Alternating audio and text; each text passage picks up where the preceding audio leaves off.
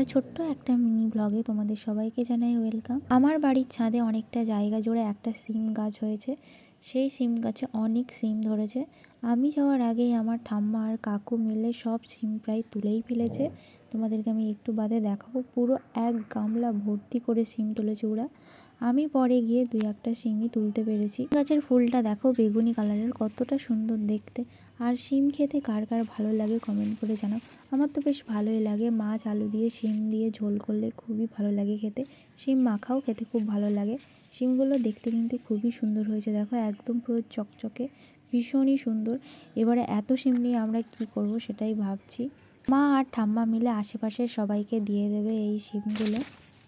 যখন বাজারে শিমের দাম অনেক ছিল তখন আমাদের গাছে শিম হয়নি। এখন শিমের দাম একদম কমে গেছে আর এখনই গাছে ভর্তি ভর্তি শিম হয়েছে। আমার ভিডিও যদি তোমাদের দেখতে ভালো লাগে তাহলে অবশ্যই আবার চ্যানেলটাকে সাবস্ক্রাইব করে আমার পাশে থেকো।